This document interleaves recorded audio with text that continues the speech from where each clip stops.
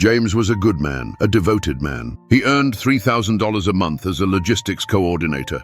His wife, Rachel, was a senior software architect earning $18,000 monthly. The gap was a canyon.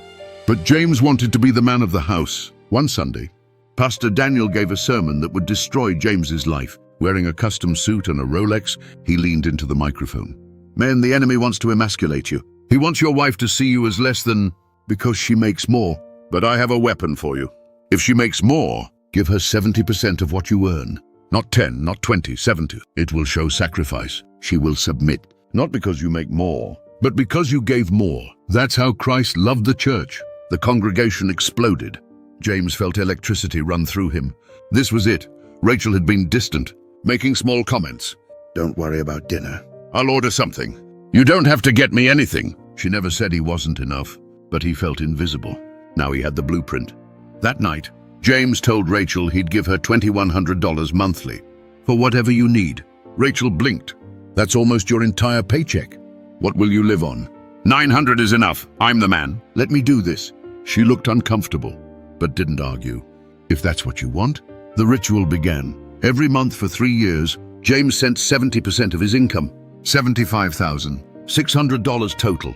Rachel spent it freely. Designer bags, spa weekends, brunches with friends. She posted photos on Instagram with captions like, "Treated myself," and "Self-Care Sunday." James liked every post from his cracked phone screen. Meanwhile, James lived like a ghost. $900 a month in New York City was impossible. He moved to a windowless basement room in the Bronx that smelled like mold. Rachel stayed in their Manhattan apartment.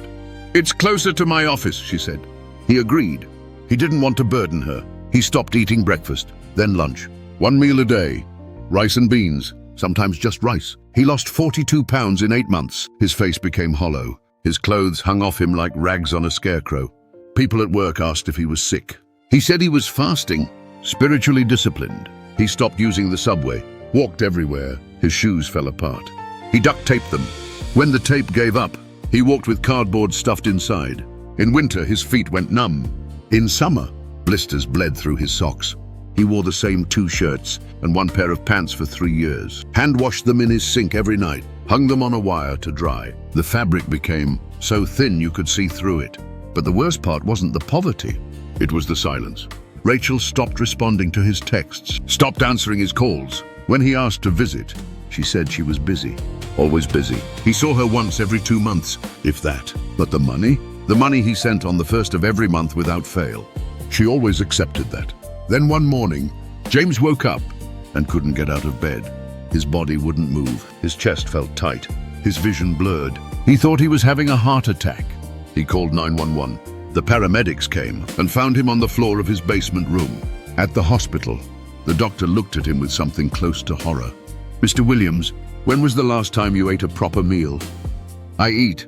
Your body is in starvation mode. Your blood pressure is dangerously low. You're severely malnourished. You have early signs of organ failure." The doctor paused. How did this happen? James didn't answer. They kept him for 3 days, ran tests, IV fluids. When they discharged him, the bill was $11,000. He had $900 in his account. He called Rachel from the hospital lobby. "Rachel, I'm in the hospital. I collapsed. I need help." Silence. Then, "What do you want me to do about it?" "Oh, I need money for the bill." "I don't have..." "James, I can't keep bailing you out. You need to figure this out yourself." "Bailing me out?" "Rachel, I've been sending you everything I have for 3 years. And I told you not to. That was your choice, not my problem." She hung up.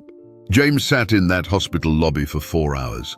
Just sat there, staring at nothing. A social worker eventually came and helped him apply for financial assistance. They reduced the bill to $3,000. He'd be paying it off for years. When he got back to his room, there was an eviction notice on the door. He was 2 months behind on rent. He'd been using his rent money to send to Rachel. He had nowhere to go. James called Rachel 17 times that night. She didn't answer. He texted everything, the eviction. Having nowhere to go, begging for help, she responded at 2 in the morning. She told him this was unhealthy, that he needed to stop, that she was blocking his number. And she did. James packed everything into a garbage bag. 3 shirts, 2 pants, underwear, a Bible. That was all he had left after 3 years. He walked into the night with nowhere to go. He ended up at a homeless shelter in Brooklyn. The intake was mechanical. A bed for 3 nights maximum. The shelter smelled of unwashed bodies and defeat. Men coughed through the night. Someone screamed. James lay on a thin mattress thinking about $75,000, about Rachel's Instagram posts, about Pastor Daniel's Rolex. The next morning, he went to work like nothing had happened. He cleaned up in the shelter bathroom, smiled when people asked how he was, said he was blessed, but his body was failing. His hands shook, his vision blurred, his chest hurt with every breath.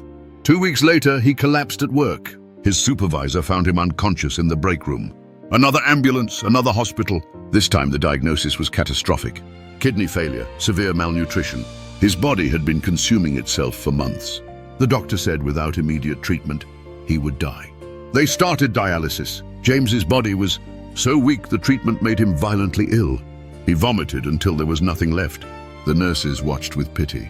A social worker came trying to contact Rachel. James said they weren't together anymore. She asked if there was anyone else. Parents dead. A brother in Ohio he hadn't spoken to in 5 years. No friends. He'd sacrificed everything to be Rachel's provider. There was no one. That's when James understood he was going to die soon. And nobody would care. Rachel had moved on. Pastor Daniel didn't know his name. His co-workers would forget him by lunch. He'd destroyed himself trying to be valued. And he wasn't worth even a phone call. 3 days later, his kidneys failed completely. He needed a transplant. Without one, he had weeks. They asked about insurance. He laughed. A dry, broken sound. They put him on a list. But without money, or anyone fighting for him, he was at the bottom. He would never reach the top in time. James spent his final days alone in that hospital room. Game shows on TV, nurses rushing past. A chaplain visited once. Mostly just silence and waiting. On his last night, he asked for a phone. He wanted to call Rachel to ask why, to beg her to visit, but he didn't. What would be the point? Instead, he called his brother Mike, told him he was dying, that it was too late for visits, that he just wanted to hear family one last time. Mike started crying, said he'd get on a plane. James told him not to bother. He wouldn't make it. James told Mike he'd loved someone who didn't love him back, that he'd given everything to prove he was enough, and it had killed him. Then he hung up and waited. James died at 4:47 in the morning on a Tuesday. The night nurse found him during rounds. She'd seen it coming, but this one made her cry. She went through his belongings. The garbage bag, 3 shirts, 2 pants, a Bible, a bank statement showing $14. Inside the Bible was a note. To whoever finds this, I gave 70% of everything I had for 3 years. $75,600. I thought it would make me the man of the house. It made me the man in the grave. Tell people not to destroy themselves for love that doesn't exist. The note ended there, unfinished. The nurse kept it, maybe to remember, maybe to warn someone someday. Rachel found out 3 weeks later. Someone mentioned it casually. She felt nothing at first. Then alone in her expensive apartment, something cracked. She cried, not for James, for herself, because she knew he'd destroyed himself loving her, and she'd let him. She never went to the funeral. Mike buried James in Ohio. 12 people attended. None knew the real story about the 70%, the starvation, the basement room. Just that a man had died young and alone. On the headstone, he gave everything. And he had every dollar, every meal, every piece of himself to be seen, to be valued, to be the man of the house. And in the end, he'd been erased completely. Not even a footnote in Rachel's story. Just a man who loved wrong and paid the ultimate price. Pastor Daniel never heard about James's death. He was busy with his federal trial. But the damage was done. Somewhere, other men were still following his advice.